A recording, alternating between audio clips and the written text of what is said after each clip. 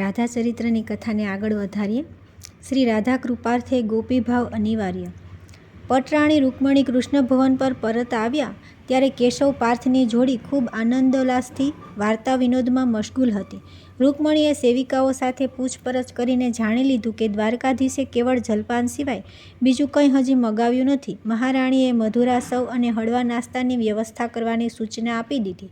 સેવિકાઓ પાસે તે ઉપરના કક્ષમાં પહોંચાડીને પોતે હાથ પગ મોં ધોઈ સ્વસ્થ થયા અને ધીરેથી સ્વામીની સેવામાં હાજર થયા. શ્યામસુંદરે હસીને કહ્યું, ખૂબ પ્રસન્ન લાગો છો દેવી. ઉદ્ધવે એની લાક્ષણિક વક્તૃત્વ શૈલીથી બધાને અત્યંત પ્રેમાદમગ્ન બનાવી દીધા લાગે છે. રૂકમણીએ આસન ગ્રહણ કરતાં કહ્યું, પ્રભુ, ઉદ્ધવજીએ તો હૃદયના દ્વાર ખોલી નાખ્યા અને અમારા સૌના અજ્ઞાનના પડળ પણ ભેદી નાખ્યા. શ્રી રાધાજી અને વ્રજસુંદરીઓનો આપના પ્રત્યે કેટલો ગહન અનુરાગ છે એની સૌને કેવળ પ્રતીતિ જ નહીં, હૃદયાનુભૂતિ પણ થઈ ગઈ. એક તો એમની શૈલી અદ્ભુત, કંઠ સુમધુર અને એમાં એમનો આપ બંને પ્રત્યેનો ભક્તિભાવ ભળ્યો, પછી બાકી શું રહે? ખરેખર સૌને અનહદ આનંદ થયો. પ્રભુ બોલ્યા, દેવી, આ વિષય જ એવો છે કે તમે શું સ્વર્ગના દેવદેવીઓ અને સ્વયં ઉમાશંભુ પણ વારંવાર આ દિવ્યાવતારની લીલા કથાઓનો આસ્વાદ માણવા ધરતી પર આવે છે અને વ્રજભૂમિના દર્શન કરવા જાય છે. પરંતુ જ્યારે જ્યારે આવું દૈવી અવતરણ વૃંદાવનની ભૂમિ પર થાય છે ત્યારે મારે સ્વયં દોડીને ત્યાં પહોંચી જવું પડે છે. તમને કદાચ ખબર નહીં હોય કે મારા મથુરાગમન પશ્ચાત કોઈ પણ દેવ, યક્ષ, કિન્નર યા માનવ પુરુષ રૂપે વ્રજમાં જઈ શકતો નથી. કદાચ જાય તો એમનો ફેરો અફળ જાય, કેમ કે મારા સિવાય અન્ય તમામ પુરુષોને પરપુરુષ સમજતી ગોપાંગનાઓ એમનાથી દૂર રહે છે અને શ્રી રાધાની તો છાયા પણ એમની નજરે પડતી નથી. શ્રી કૃષ્ણના આ વચનો સાંભળીને ધનુર્ધર અર્જુને મહારાણીની સામે જોઈ સંમતિ સૂચક મસ્તક નમાવ્યું. રૂકમણી શંકામાં ડૂબી ગયા. શ્રી ઘનશ્યામ સિવાય બીજું કોઈ પુરુષ દેહે વ્રજમાં ન જઈ શકે એનો અર્થ શું? અને પછી તો નારદજી અને ઉદ્ધવજી તો ગયા અને ગોપીઓને જ નહીં શ્રી રાધાને પણ મળ્યા, તો પછી પ્રભુના આ કથનનો ઉદ્દેશ્ય શું? તેમણે પ્રભુને પોતાની આ શંકા પ્રભુ સમક્ષ નિસંકોચ પ્રગટ કરી ત્યારે ભગવાને ઘટસ્ફોટ કરતાં જણાવ્યું, રાણી, નારદજી વ્રજમાં જ્યારે પણ ગયા ત્યારે કાં તો મારા કામે ગયા અને કાં મારી ત્યાં ઉપસ્થિતિ હતી ત્યારે આવ્યા. એ સિવાય એ કદી નારદ રૂપે ત્યાં જઈ શકે જ નહીં. હા, ઉદ્ધવ મારી ગેરહાજરીમાં 2 વાર ત્યાં ગયા ને રાધાને તથા ગોપીઓને મળ્યા. એ પ્રસંગો તમે સાંભળ્યા, તેથી તમને શંકા થાય એ સ્વાભાવિક છે. તો હવે સાંભળી લો કે ઉદ્ધવના હૃદયમાં પૂર્ણ ગોપીભાવ પ્રગટ થઈ ચૂક્યો હતો. મારી કૃપા તો કોઈ પણ માનવ પ્રાણી મને પ્રેમ ભાવે જ નહીં, વેર ભાવે ભજે તો પણ થાય, પરંતુ શ્રી રાધાની કૃપા જો મેળવવી હોય તો સ્ત્રી હોય યા પુરુષ, દેવ હોય યા દેવી, એના હૃદયમાં ગોપીભાવનું પ્રાગટ્ય થવું અનિવાર્ય ગણાય છે. એ ન થાય ત્યાં સુધી કોઈની પણ વ્રજયાત્રા સફળ થતી નથી. પૂછી જોજો બલરામને, મારી સાથે વ્રજમાં એ તો રહેલા હતા અને પ્રત્યેક ગોપ ગોપાંગનાઓ સાથે એમનો કેટલો ગાઢ સંબંધ હતો, છતાં મારી ગેરહાજરીમાં એ ત્યાં ગયા ને પૂરા 2 મહિના ત્યાં રહ્યા ત્યારે એમની પરિચિત ગોપીઓ સુધી જ એ પહોંચી શક્યા. શ્રી રાધાનો તો પડછાયો સુદ્ધા એમને જોવા ન મળ્યો, કેમ કે પોતે શેષનાગના અવતાર હોવાના એમના અહમ હતો અને પોતાનું પુરુષાતન દાખવવા એ ત્યાં ગયા હતા. તેથી ગોપીભાવથી વિરુદ્ધની આ બંને પરિસ્થિતિઓમાં એમને શ્રી રાધાના દર્શન કર્યા વિના જ દ્વારિકા પાછું આવવું પડેલું. રૂકમણીજીને હવે યાદ આવ્યું કે કેટલાક વર્ષો પૂર્વે દાઉજી હળ લઈને દ્વારિકાથી વ્રજમાં ગયા હતા અને ત્યારે પ્રભુએ ખાનગીમાં પોતાને દાઉજીના વ્રજગમનનું કારણ કહ્યું હતું કે યમુનાજીનો જળ પ્રવાહ કાળક્રમે વૃંદાવનથી ઘણો દૂર વહે છે, તેથી ત્યાંની ગોપીઓને નહાવા ધોવા અને જળ ભરવા યમુનાજી પર જવું હોય તો ખૂબ ચાલવું પડે છે. તેથી હળ વડે યમુનાનું વહેણ વ્રજભૂમિ તરફ વાળવા દાઉને સમજાવી પટાવીને પોતે નંદ યશોદાના ઘરે મોકલ્યા હતા. પરંતુ તેઓ શ્રી રાધાજીને 2 મહિનામાં એકેવાર મળી શક્યા નહીં કે જોઈ શક્યા પણ નહીં. એ હકીકત તો આજે જ પ્રભુ પાસેથી જાણવા મળતા રૂકમણીનું આશ્ચર્ય અનેક ગણું વધી ગયું. હવે તેમનાથી સ્વામીને પૂછ્યા વિના ન રહી શકાયું કે આ ગોપીભાવ એટલે શું? પૂર્વે આવો ગોપીભાવ કોના કોનામાં પ્રગટ થયેલો કે જેનામાં ગોપીભાવ પ્રગટ થાય એ વ્યક્તિના વર્તન વ્યવહાર કેવા હોય? પ્રભુએ અર્જુન ભણી એક સૂચક નજર ફેંકી ને પછી કહ્યું કે દેવી, તમારી જિજ્ઞાસા પ્રશંસનીય છે અને સહેતુક પણ છે. મારી ગેરહાજરીમાં તમારે ખુદને પણ જો વ્રજવાસીઓને યા રાધાને મળવાનું થાય તો તમે એટલું યાદ રાખજો કે જો તમારા હૃદયમાં સોયની અણી જેટલી પણ કામના હશે, કીડીના પગ જેટલી પણ કામ વાસના યા વિષય વિકાર હશે અને તણખલાની ટોચ જેટલો પણ અહંકાર કે મોહ હશે તો તમને શ્રી રાધાજીનો સાક્ષાત્કાર નહીં થાય. બીજા કોઈની વાત શું કરું, ખુદ મહાદેવજી અને પાર્વતીજીને પણ તમારા જેવી જ શંકા થયેલી અને ત્યારે મેં એમને ગોપીભાવનું જે મહત્ત્વ સમજાવેલું તે અત્યારે તમને કહી સંભળાવું છું. આટલી વાતચીત દરમિયાન નાસ્તાને અને પીણાને પૂર્ણ ન્યાય અપાઈ ગયો હતો એટલે સેવિકાઓને બોલાવીને તમામ પાત્રો ત્યાંથી ખસેડાવી દીધા બાદ રૂકમણી પૂર્ણ સ્વસ્થતાથી આસનસ્થ થયા. ત્યારે પ્રભુએ કહેવા માંડ્યું, બન્યું એવું કે એકવાર વિષ્ણુલોકમાંથી ભગવાન નારાયણ અને લક્ષ્મીજી ગરુડ પર સવાર થઈને કૈલાસ પર્વત પર શ્રી શંકર પાર્વતીના મહેમાન બન્યા. શ્રી ઉમા મહાદેવે લક્ષ્મી નારાયણની ખૂબ સારી આગતા સ્વાગતા કરી. ત્યારે પ્રસન્ન થયેલા શ્રી વિષ્ણુ ભગવાને પશુપતિને કોઈ ઈચ્છિત વરદાન માગવા અનુરોધ કર્યો. મહાદેવજીએ પ્રણામ કરીને કહ્યું, કૃપા સિંધુ, આપનું જે પરમ આનંદદાયક, નિત્ય, સાકાર અને સર્વશ્રેષ્ઠ સ્વરૂપ છે તે નજરે નિહાળવાની અમારી બંનેની તીવ્ર ઉત્કંઠા છે. અમે સાંભળ્યું છે કે જ્ઞાનીઓ જેને નિર્ગુણ, નિષ્ક્રિય, નિરાકાર પરબ્રહ્મ તરીકે ઓળખે છે તેવા આપનું એક બીજું પણ સ્વરૂપ છે જેના દર્શન માત્રથી જીવન ધન્ય બની જાય છે. અમને આપના એ સ્વરૂપનું દર્શન થાય તેવું વરદાન આપો. ભગવાન વિષ્ણુએ સહર્ષ જણાવ્યું, હે ભોળા શંભુ, દ્વાપરયુગમાં ગોલોકવાસી શ્રી કૃષ્ણ ભૂલોકમાં મારા 20મા અવતાર રૂપે અવતરશે ત્યારે તમે બંને શ્રી વૃંદાવન ધામે પધારજો.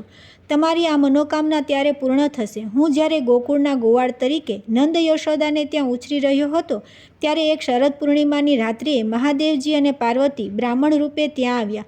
તેમણે ગોપવેશ ધારી મને રાધાજીના ખભા પર ડાબો હાથ મૂકીને ગોપાંગનાઓની મધ્યમાં બિરાજમાન જોયો. તે મને ઓળખી ગયા અને હું તેમને ઓળખી ગયો.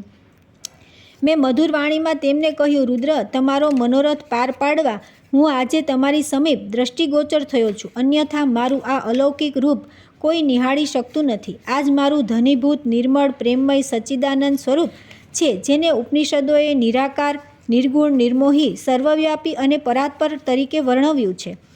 મહાદેવ, હું આ ગોપીઓના પ્રેમમાં સદા વિવળ રહું છું અને નિત્ય પ્રતિ તેમની સાથે મારા આ ચિદાનંદ રસરૂપ અને નિત્ય વૃંદાવનમાં વિહાર કરું છું. આ ભક્તિધામ વૃંદાવનમાં ગોપી ભાવે પ્રવેશ કરવા માત્રથી જીવાત્માના જન્મ મરણના ફેરા ટળી જાય છે. મારી પ્રાણવલ્લભા શ્રી રાધા અને ગોપીઓની સાથે મારા દ્વાપરયુગના આ કૃષ્ણાવતાર પૂરતો જ નહીં, ત્યારબાદ પણ હું સદા અહીં જ નિવાસ કરવાનો છું. આ વૃંદાવન ધામ છોડીને અમે બધા બીજે ક્યાંય આ સ્વરૂપે જવાના નથી. હવે કહો, મારી પાસેથી તમે બીજું શું જાણવા ઈચ્છો છો? ભગવાન શિવજી બોલ્યા કે પ્રભુ, આ સ્વરૂપમાં આપની પ્રાપ્તિ કરવા ઈચ્છાનારે શું કરવું જોઈએ તે મને કહો, જેથી હું મારી ઉપાસના કરનાર જીવાત્માઓને આપની પ્રાપ્તિ માટેનો આ ઉપાય ભક્તિભાવથી સૂચવી શકું. રુદ્રદેવના હૃદયની ભક્તજન હિતાય જિજ્ઞાસા જાણીને પ્રસન્ન થયેલા મેં કહ્યું કે શંભો, તમે શુભ હેતુથી આ પ્રશ્ન પૂછ્યો હોવાથી આ અત્યંત ગૂઢ રહસ્ય હું તમારી સમક્ષ એક જ વાક્યમાં સ્પષ્ટ કરું છું કે જે ઉપાસક અન્ય તમામ સાધનો છોડી દઈને એકવાર પણ અમારા બંનેના શરણે આવી ગોપીભાવથી અમારી ઉપાસના કરશે તો તે અમને આ સ્વરૂપે પ્રાપ્ત કરી શકશે, એમાં કોઈ સંશય નથી. પછી પાર્વતીજીએ ગોપીભાવ એટલે શું એવો પ્રશ્ન કર્યો ત્યારે તેમને સમજાવતા મેં કહ્યું કે ગોપીભાવ એટલે મને અને મારી હૃદયેશ્વરી શ્રી રાધાને નિરંતર પોતાને સ્વાધીન બનાવવાનો પ્રેમયોગ. આવો ગોપીભાવ ઉત્કૃષ્ટ અનુષ્ઠાન દ્વારા બ્રહ્મની રસાકાર વૃત્તિને આત્મસાત કરનાર ભક્ત યોગીઓની આંતરનિષ્ઠામાંથી અંકુરિત થાય છે. ગોપીભાવમાં તરબોળ થવું એટલે પરમેશ્વર શ્રી કૃષ્ણ અને પરમેશ્વરી શ્રી રાધાના પ્રેમ રસનો સાક્ષાત્કાર કરવો. વૃંદાવન ધામે અમે બંને સ્વયં પ્રેમ સ્વરૂપ છીએ, શૃંગાર કલ્પતરુ છીએ અને અમારો દિવ્યરાસ રસ વિગ્રહ અલૌકિક છે. માત્ર સમર્પણની વેદી પર રચાયેલા ગોપીભાવ દ્વારા જ યશોદાનંદન અને વૃષભાણનંદની નિત્ય રાસલીલાઓનો રસાસ્વાદ માણી શકાય છે. તેથી જેમણે અમારી આ નિત્ય અને દિવ્ય લીલાઓનું વાસ્તવિક દર્શન કરવું હોય તેમણે સ્વયં ગોપી સ્વરૂપ બનવું જોઈએ. હે શંકર પ્રિયા, અતિ સંક્ષેપમાં કહું તો ગોપીભાવ એટલે પ્રેમરસ, પ્રેમલીલા અને પ્રેમ સમાધિનું પ્રેમશાસ્ત્ર. આટલું કહ્યા પછી થોડી ક્ષણો માટે ભાવ સમાધિમાં આવી ગયેલા વાસુદેવે પટરાણી શ્રી રૂકમણીને સંબોધીને કહ્યું કે દેવી, દેવર્ષિ નારદ હાલમાં દ્વારિકામાં ઉપસ્થિત હોવા છતાં દેવયોગે અત્યારે આપણી વચ્ચે નથી, નહીં તો એ સ્વયં તમને તેમની દિવ્યાનુભૂતિનું રસપાન કરાવત. પરંતુ તમે આ પ્રશ્ન અત્યારે છેડ્યો છે ત્યારે અને તમારી જિજ્ઞાસા પ્રાણી માત્રના કલ્યાણ માટેની હોવાથી હું જાતે તમને નારદજીના જીવનનો એક પ્રસંગ કહું છું, જે સાંભળ્યા પછી ગોપીભાવનું મહત્ત્વ અને શ્રી વૃંદાવન ધામનું રહસ્ય તમારા અંતરમાં એટલું સ્પષ્ટ થઈ જશે કે પછી તમારે બીજા કોઈને આ અંગે કંઈ પૂછવાપણું રહેશે નહીં. આટલું કહીને થોડું જલપાન કરી લઈને શ્રી કૃષ્ણે કહેવા માંડ્યું, એકવાર દેવર્ષિ નારદને પણ તમારા જેવી જ જિજ્ઞાસા જાગૃત થઈ. તેમણે ભગવાન શંકરની પાસે જઈને વિનંતી કરી કે તેઓ ગોપીભાવનું મહત્ત્વ તથા શ્રી વૃંદાવન ધામનું રહસ્ય તેમને સમજાવે. ભોળા શંભુ વાણી દ્વારા આ બધું સમજાવવા અસમર્થ રહ્યા એટલે તેમણે બ્રહ્માજીને બોલાવીને નારદજીની આ જિજ્ઞાસા સંતોષવા ઉચિત પ્રબંધ કરતા જણાવ્યું. બ્રહ્માજી પણ સ્વયં આ પ્રશ્નોનું સમાધાન કરી શકે તેમ ન હોવાથી નારદજીને લઈને તેઓ ગોલોકમાં મારી પાસે આવ્યા અને મને આ બંને ગૂઢ રહસ્યો પ્રગટ કરવા નમ્ર ભાવે પ્રાર્થના કરી. તેમની પ્રાર્થનાનો સ્વીકાર કરીને મેં કહ્યું, નારદ, 5 યોજનના લાંબા પહોળા વનને વૃંદાવન કહેવામાં આવે છે, જે કેવળ મારું જ ધામ છે, મારા શરીરરૂપ જ છે અને હું ત્યાં મારા હૃદયરૂપ શ્રી રાધિકા સાથે નિત્ય વિહાર કરું છું. ત્યાં અમૃતધારા વહાવનારી જે યમુના છે તે જ મારા આ વૃંદાવન રૂપી દિવ્ય દેહની સુષુમ્ણા નાડી છે. તેમાં તમામ દેવતાઓ અને દિવ્યાત્માઓ સૂક્ષ્મ રૂપે નિવાસ કરે છે. મારા એ ધામમાં જે ગોપાંગનાઓ નિવાસ કરે છે તે તમામ યોગીઓ છે. તેઓ ગોપી સ્વરૂપે ત્યાં મારી સેવામાં સંલગ્ન રહે છે. હું સર્વત્ર વ્યાપક હોવા છતાં એ વનનો કદાપી ત્યાગ કરતો નથી. યુગે યુગે ત્યાં મારો આવિર્ભાવ અને તિરોભાવ થયા કરે છે. એ વૃંદાવન અત્યંત તેજોમય સ્થાન છે. તેનું તેજસ્વી રૂપ ચર્મચક્ષુ અર્થાત સ્થૂળ દ્રષ્ટિ દ્વારા દ્રષ્ટિગોચર થઈ શકતું નથી. બ્રહ્માદિ દેવતાઓ પણ તેને નિહાળી શકતા નથી. દ્વાપરયુગમાં હું જ્યારે કૃષ્ણાવતાર ધારણ કરું અને ગોલોકેશ્વરી પણ શ્રી રાધા અવતાર ધારણ કરીને જ્યારે ભૂલોક પર પધારે ત્યારે તમે ત્યાં આવજો. મારા પરમ ભક્ત હોવાના નાતે અમે તમને વૃંદાવનમાં દર્શન દઈશું. અમારી અવતાર લીલા નજરો નજર નિહાળ્યા બાદ તમારા આ બંને પ્રશ્નોના ઉત્તર તમને મળી જશે. આ બાજુ જ્યારે અમે શ્રી રાધા અને શ્રી કૃષ્ણના માનવદેહે વ્રજભૂમિમાં વિહાર કરી રહ્યા હતા ત્યારે યથાકાળે નારદજીને લઈને બ્રહ્માજી વૈકુંઠ ધામમાં ભગવાન વિષ્ણુ પાસે જઈ પહોંચ્યા. વિષ્ણુએ બ્રહ્માજીને આજ્ઞા કરી કે નારદ મુનિને અમૃત સરોવરમાં સ્નાન કરાવો. આજ્ઞાનુસાર નારદજીએ સ્નાનાર્થે અમૃત સરોવરમાં જેવી ડૂબકી મારી કે તરત પોતાને સરોવરના સામા કિનારે કેટલીક દિવ્ય યુવતીઓની સમે પ્રત્યક્ષ થયેલા જોયા. આ સમયે તેમનું પોતાનું સ્વરૂપ પણ શુભ લક્ષણ સંપન્ન સુંદરીનું જ બની ગયું હતું. અર્થાત નારદ હવે નારદી બની ગયા હતા. આ પરિવર્તનથી આશ્ચર્યચકિત બની ગયેલ નારદીને પેલી દિવ્ય સુંદરીઓએ પૂછ્યું, તમે કોણ છો? ક્યાંથી આવો છો? અહીં શું કામ આવ્યા છો? નારદીએ ઉત્તર આપ્યો, મને કંઈ સ્મરણ નથી. મને બધું સ્વપ્ન સમાન ભાસી રહ્યું છે.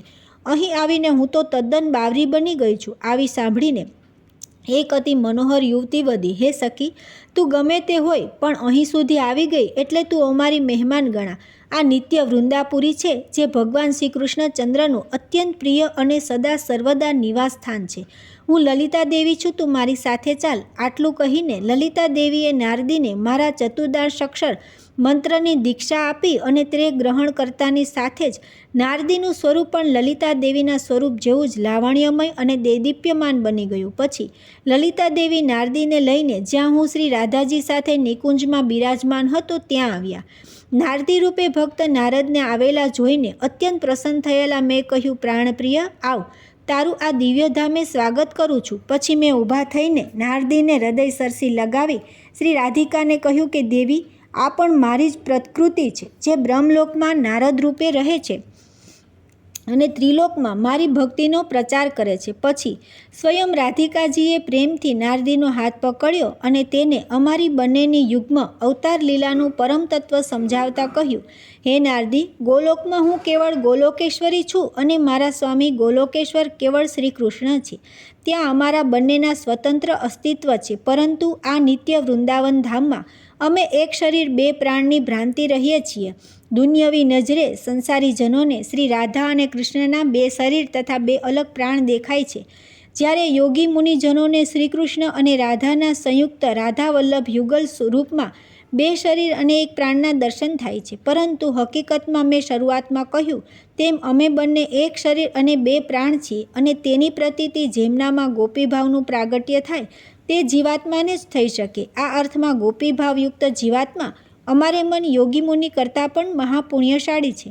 ત્યારબાદ અમારું વૃંદાવન વિહારી એક શરીર બે પ્રાણનું રહસ્ય નારદીને સમજાવતા શ્રી રાધિકાએ કહ્યું કે હે નારદી, હું જ પુરુષ રૂપે કામકલા સ્વરૂપ નિત્ય વાસુદેવ શ્રી કૃષ્ણ છું, અને પ્રકૃતિ રૂપે દિવ્ય શૃંગાર સ્વરૂપ નિત્ય કિશોરી શ્રી રાધા પણ હું જ છું, અને મારા સ્વામી વ્રજેન્દ્ર નંદન વાત્સવમાં એક જ છીએ, અને અમારી વચ્ચે કોઈ દૈહિક યા ભૌતિક અંતર છે જ નહીં. આ અમારું પરમ તત્વ જે એકવાર સમજી લે છે અને ગોપી ભાવે અમારી સંયુક્ત ઉપાસના કરે છે, તે દેહાવાસના બાદ ગોલોકવાસી બને છે અને અમારી નિત્ય રાસલીલાના સહભાગી બને છે. આમ નારદી રૂપે આવેલા દેવર્ષિ નારદને ગોપીભાવનું મહત્ત્વ, વૃંદાવન ધામનું રહસ્ય તથા અમારા યુગ્મ સ્વરૂપનું પરમ તત્વ સમજાવ્યા બાદ મારી અને શ્રી રાધિકાની આજ્ઞાથી લલિતા આદિ સખીઓ નારદીને પુનઃ અમૃત સરોવરમાં સ્નાનાર્થે લઈ ગઈ. નારદીએ જેવી અમૃત સરોવરમાં જળમાં ડૂબકી મારી તરત તેઓ સામા કિનારે પહોંચી ગયા. એટલું જ નહીં, તેને દેવર્ષિ નારદનું મૂળ સ્વરૂપ પુનઃ પ્રાપ્ત થયું. ક્યારેયના રાહ જોઈને ઊભેલા બ્રહ્માજીએ નારદજીનું સન્માન સહિત સ્વાગત કર્યું અને તેઓ તેમને વૈકુંઠ ધામમાં ભગવાન વિષ્ણુ પાસે લઈ ગયા. આ દિવ્ય કથા અર્જુન અને રૂકમણીને ખૂબ પ્રેમરસથી કહી સંભળાવ્યા બાદ અત્યંત પ્રસન્નચિત્ત થઈ ગયેલા દ્વારકાધીશ શ્રી કૃષ્ણ ઊભા થઈને ઝરૂખામાં ચાલ્યા ગયા અને થોડી ક્ષણો સુધી અનંત આકાશમાં સ્થિત વૈકુંઠ ધામને પોતાના દિવ્ય ચક્ષુથી નિહાળીને સંતુષ્ટ થયેલા અંતર્યામી શયન કક્ષમાં પાછા આવીને પોતાના છત્ર પલંગ પર બિરાજ્યા. ભાવવિભોર અને દિવ્ય જ્ઞાન સભર થઈ ગયેલા રૂકમણી સામે અત્યંત પ્રેમથી થોડીવાર જોયા કરીને પ્રભુ બોલ્યા, પ્રિય, આજે આપણને નિરાતે બેસવાનો જે મોકો મળ્યો છે તે આપણા આ અવતાર કાર્યનો અંતિમ મોકો છે. હવે પછી ક્યારેય આપણે આટલી શાંતિથી અને પ્રસન્નતાથી બેસી શકવાના નથી. પરમ દિવસથી આપણે ત્યાં નવગ્રહ શાંતિ યજ્ઞનો મંગલ પ્રારંભ થાય છે, એટલે આવતીકાલે તો રાત દિવસ આપણે આપણા અંગત મહેમાન સ્વજનોની વીંટળાયેલા હોઈશું. તેથી મારી અંતરની ઈચ્છા છે કે પ્રિય અર્જુન અત્યારે તમને પોતાની એક દિવ્યાનુભૂતિ કહે, જે હું પણ સાંભળવાનો લાહો માણું. મને ખબર છે કે હજી મારે તમને તમારા એક પ્રશ્નનો ઉત્તર આપવાનો બાકી છે કે જેનામાં ગોપીભાવ પ્રગટ થાય એ વ્યક્તિના વર્તન વ્યવહાર કેવા હોય, પરંતુ પૂર્વે જેમનામાં આવો ગોપીભાવ પ્રગટ થયેલો તેમાં કોંતેય પણ એક છે. તેથી એ પોતાનો સ્વાનુભવ તમને કહી દે, પછી હું તમને તમારા ત્રીજા પ્રશ્નનો ઉત્તર આપીશ. આટલું કહીને શ્યામ સુંદરે મંદ મંદ સ્મિત રેલાવીને ધનુર્ધર પાર્થ સામે જોયું. કેશવ પ્રભુની આજ્ઞાનુસાર હવે અર્જુને પોતાની અનુભૂતિ અભિવ્યક્ત કરી. યુદ્ધ પશ્ચાત એકવાર હું અને શ્રીકૃષ્ણ રથારૂઢ થઈને ફરવા નીકળ્યા હતા. ફરતા ફરતા અમે યમુના તટ પર આવ્યા અને ત્યાં એક વૃક્ષ નીચે મુકામ કર્યો. યમુનાજીના દર્શનથી ગદગદ થઈ ગયેલા પ્રભુએ મને એમની વ્રજલીલા ગાથા કહેવા માંડી. નંદકિશોર, માખણચોર, રસવિહારી રાધેશ્યામની એ બાળલીલાઓનું શ્રવણ કર્યા બાદ મારા મનમાં પણ કેટલીક જિજ્ઞાસાઓ જાગૃત થઈ. મેં ઘનશ્યામને પૂછ્યું, પ્રભુ, આ ગોપીઓ વાત્સવમાં કોણ છે? એમનામાં રહેલ ગોપીભાવનો મહિમા શો છે? ત્યારે ઋષિકેશે મને સમજાવ્યું કે ધનંજય, જે પ્રૌઢ ગોપીઓ છે તે સાક્ષાત શ્રુતિઓ છે. વેદની ઋચાઓએ ગોપકન્યાઓનો અવતાર ધારણ કરેલો છે. એ રીતે કેટલીક દેવકન્યાઓ પણ ગોપીઓ તરીકે પ્રગટ થઈ છે. વળી તપશ્ચર્યામાં લાગેલા મુમુક્ષ ઋષિમુનિઓ ગોપબાળ તરીકે પ્રગટ થયા છે. આમ આ સમસ્ત ગોપાંગનાઓ યશોદામૈયા અને નંદરાય સુધા કોઈ સાધારણ માનવાત્માઓ છે જ નહીં. કેટલાક અમારી સાથે ગોલોકથી ભૂલોક પર અવતારધારી બન્યા છે, તો બાકીના મેં ઉપર કહ્યા તે છે. હવે ગોપીભાવનો મહિમા સમજવો હોય તો કેવળ એટલું જાણી લે કે આ તમામ ગોપીઓ મારા અવતાર કાર્યમાં સહાયરૂપ થવા અને મારી સેવા કરવા માટે જ અવની પર અવતર્યા છે. હું તેમની સેવા અને સમર્પણ ભાવનાથી તેમનો ઋણી બની ગયો છું. વ્રજના આ ગોપીઓ સિવાય અન્ય કોઈ પણ હું મારા અલૌકિક પ્રેમને પાત્ર ગણતો નથી. હું સત્ય કહું છું કે આ ગોપીઓ જ મારી સહાયિકા, ગુરુ, શિષ્યા, સખી તથા પ્રેયસી છે. પાર્થ, આ ગોપીઓ મારી શું નથી? એ જ પ્રશ્ન છે. મારો અને શ્રી રાધાનો યથાર્થ સંબંધ, અમારો મહિમા, અમારી સેવા શુશ્રૂષા, અમારા પર અનન્ય શ્રદ્ધા, અમારા મનોરથ, આ બધું જ આ ગોપીઓ જાણે છે અને રાત દિવસ અમારામય જ રહે છે. આ એમનો ગોપીભાવ છે, જેનો મહિમા અપરંપાર છે. અર્જુન, હું તો એટલું જ ઈચ્છું છું કે આ ગોપીને કોઈ સાધારણ નરનારી કે સામાન્ય સ્ત્રી પુરુષ સમજવાની ભૂલ ન કરે. હકીકતમાં તો તેઓ સર્વશાસ્ત્ર પારંગત અને વેદજ્ઞ ઋષિમુનિઓ છે. સમાધિના ઉત્કૃષ્ટ શિખરે આરૂઢ થયેલા યોગીજનો છે. તેઓએ કઠિન તપશ્ચર્યા દ્વારા મારા પરબ્રહ્મ સચ્ચિદાનંદ સ્વરૂપને તત્વતઃ ઓળખેલું છે અને અનુભવેલું છે. ગુડાકેશ, એટલા માટે તો મેં તને ગીતામાં બાંધ્યા ભારે કહ્યું હતું કે મારા યોગ વિભૂતિ આ જાણે જે નર તત્વતઃ તે જ જોડાય નિષ્કંપ યોગે એમાં ન સંશય. હજારો માનવે કોક સિદ્ધ્યર્થે યત્ન આદરે મથતા સિદ્ધ માહ્ય મનેકો તત્વ લહે. યોગેશ્વર શ્રીકૃષ્ણે ગીતા જ્ઞાનનો આધાર ટાંકીને મારી સમક્ષ જ્યારે આ હકીકતનું નિરૂપણ કર્યું ત્યારે મારાથી સહસા પૂછાઈ ગયું કે ઋષિકેશ, આપનું પરબ્રહ્મ પરમાત્મા સ્વરૂપ કે જે આ ગોપીઓએ તત્વત ઓળખેલું ને અનુભવેલું છે તે કેવું છે કે જાણવાની હવે મને તીવ્ર ઉત્કંઠા થઈ છે. ત્યારે કૃપાનિધાન શ્રીકૃષ્ણે મને કહ્યું કે હે સખા, પૂર્વે બ્રહ્માજીને અને મહર્ષિ વેદવ્યાસને જે રીતે મેં મારું નિર્વિકાર, નિત્ય અને દિવ્ય સ્વરૂપ બતાવ્યું હતું તે જ સ્વરૂપે હું અત્યારે તારી સન્મુખ પ્રગટ થાઉં છું. તું ધરાઈને મારું આ રૂપ પણ જોઈ લે. આટલું કહ્યું એટલામાં તો મને એક દિવ્ય બાળકના દર્શન થયા. તે મેઘ સમાન શ્યામ કાંતિવાળા ભગવાન શ્યામ સુંદર સ્વયં હતા. એટલું ઓળખી જતાં મને વાર ન લાગી. ગોપીઓથી ઘેરાયેલા તેઓ શ્રી રાધિકાજી સાથે કદમના વૃક્ષ તળે બિરાજમાન હતા અને વાંસળી વગાડી સર્વ ગોપીઓને તથા શ્રી રાધાજીને પ્રસન્ન કરી રહ્યા હતા. આસપાસ વૃંદાવનની હરિયાળી દ્રષ્ટિગોચર થતી હતી. પ્રભુના દિવ્ય દર્શનથી મને અત્યંત હર્ષ થયો અને સાનંદ મારી આંખો મીચાઈ ગઈ. ત્યાં તો શ્રીકૃષ્ણનો અવાજ મારા કાને અથડાયો, પાર્થ, હવે નયન ખોલીને મારી સામે જો. આ મારા દિવ્ય અને સનાતન સ્વરૂપનું તે જે દર્શન કર્યું તે જ મારું પરબ્રહ્મ પરમાત્મા સ્વરૂપ છે અને તે જ મારું પૂર્ણ સચ્ચિદાનંદ બ્રહ્મ સ્વરૂપ છે. વેદો પણ મારા આ સ્વરૂપનું જ દર્શન કરે છે. તું પણ આ સ્વરૂપને જ સત્ય, નિત્ય, પરમાનંદ, ચિદાનંદ ઘન સનાતન શિવ તત્વ સમજ. મારી જેમ મારા આ વૃંદાવન, યમુના અને ગોપીઓ પણ સર્વ નિત્ય છે અને શ્રી રાધા મારી સનાતન પ્રિયતમા છે. હું સર્વજ્ઞ, સર્વેશ્વર, પરાત્પર પરમેશ્વર છું એ તું બરાબર જાણે છે. માટે હમણાં તે જે દિવ્ય દર્શન કર્યું તે વિશે કોઈ સંશય ન કરીશ. આંખો આગળથી એ સ્વરૂપ હજી ખસતું ન હતું. મેં શ્યામ સુંદરને આર્જવભરી વિનંતી કરી, પ્રભુ, મહાભારતના મહાભીષણ યુદ્ધથી અત્યંત ત્રસ્ત થઈ ગયેલા મારા હૃદયને આજે સાત્વિક સુખ, શાંતિ અને સંતોષની અનુભૂતિ થઈ રહી છે. મારી ઈચ્છા સદૈવ આપની સાથે નિત્ય વૃંદાવન ધામ મધ્યે રહેવાની છે. કૃપા કરીને મને કહો કે મને ગોપીભાવની પ્રાપ્તિ શી રીતે થાય? આનંદઘન ઘનશ્યામ બોલ્યા, પાર્થ, તારી ભાવના ઉન્નત છે, પરંતુ ગોપીભાવની પ્રાપ્તિ કેવી રીતે થાય તે હું શબ્દમાં શી રીતે વર્ણવું? તારે પ્રત્યક્ષ એ મહાન ગોપાંગનાઓની રાસલીલાના દર્શન કરવા જઈએ. જેમને ગોપીભાવની પ્રાપ્તિ થઈ ચૂકી છે, આ દર્શન પામવા અર્થે તું ભગવતી ત્રિપુરા સુંદરીની આરાધના કર. ભગવાનની આજ્ઞાથી પ્રોત્સાહિત થઈને મેં ભક્તિભાવપૂર્વક ત્રિપુરા દેવીની આરાધના કરી. કલ્પવૃક્ષની નીચે રત્નજડિત મંદિરમાં સુવર્ણમય સિંહાસન પર બિરાજેલા ભગવતી ત્રિપુરા દેવીએ મને દર્શન દીધા. મારા પર ભગવાન શ્યામ સુંદરનો અનુગ્રહ થયેલો જાણી દેવી કૃપા કરીને બોલ્યા, વત્સા, વિશ્વરૂપ ભગવાને તારા પર કૃપા કરીને તને અત્યંત દુર્લભ દર્શનનો અધિકારી માન્યો છે. તેથી તું મારા કુલકુંડ નામના સરોવરમાં વિધિવત સ્નાન કરીને સત્વરે અહીં પાછો આવ. એમની આજ્ઞાનુસાર હું તે સરોવરમાં સ્નાન કરીને તરત પાછો આવ્યો. દેવીએ મને પરબાલા વિદ્યાનો ઉપદેશ આપી તે પ્રયોગ સમજાવ્યો. મેં તે વિધિ પ્રમાણે ઉપાસના કરીને દેવીને પ્રસન્ન કર્યા. આથી દેવીએ પોતાની એક સખી સાથે મને જ્યાં નિત્ય રાસ મહોત્સવ થયા કરે છે તે પરમ ગુહ્ય નિત્ય વૃંદાવન ધામના દર્શને મોકલ્યો. સખીના કહેવા પ્રમાણે મેં કર્યું એટલે મને એ દિવ્ય અને પ્રેમ રસાત્મક ધામના દર્શન થયા. હવે તો ભગવદ્ લીલાના દર્શનથી મારી ઉત્કંઠા અત્યંત વધી ગઈ. પેલી સખી મને ત્યાંથી દક્ષિણ દિશાએ આવેલા મલય નિર્જર નામના એક બીજા સરોવર પાસે લઈ ગઈ.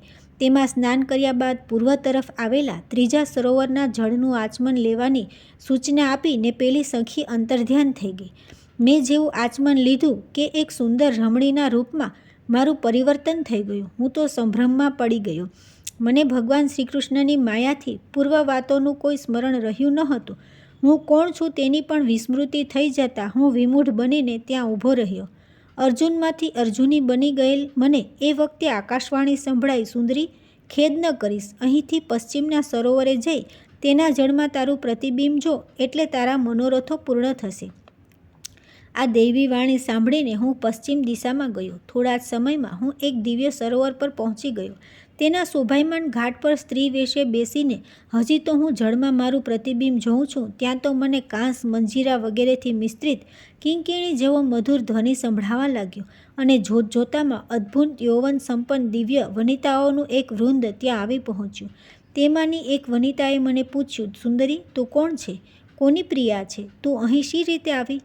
મેં તેને સરોવર સ્નાન બાદ કરેલ જળ આચમનથી પ્રાપ્ત થયેલ નારીદેહની અને મને સંભળાયેલ દેવી વાણીની વાત કરીને કહ્યું કે બસ આ સિવાય મને બીજું કંઈ યાદ નથી.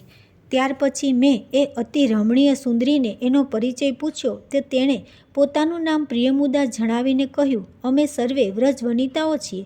વૃંદાવન વિહારી ગોવિંદ પ્રભુની પ્રાણ પ્યારી સહચરીઓ છીએ. તું અમારી સાથે ચાલ, હું તને વિધિવત સ્નાન કરાવીને સિદ્ધિદાયક મંત્ર ભણાવું છું. એની આરાધનાથી તું ભગવતી શ્રી રાધિકાજીના દર્શન કરી શકીશ.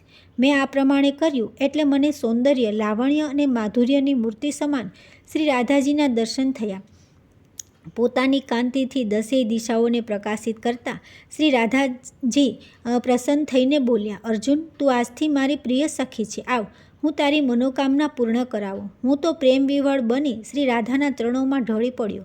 પછી રાધાદેવીની આજ્ઞાથી પ્રિયમવદા નામની એક ગોપી મને ઉત્તર સરોવરના તટ પર લઈ ગઈ. ત્યાં મને વિધિપૂર્વક સ્નાન કરાવીને તે પુનઃ મને શ્રી રાધાજી પાસે લઈ ગઈ. રાધારાણીએ મને ભગવાન શ્રી કૃષ્ણના એક મંત્રનો ઉપદેશ આપ્યો અને વિધિપૂર્વક તેનું પુરસ્ચરણ કરવા જણાવ્યું.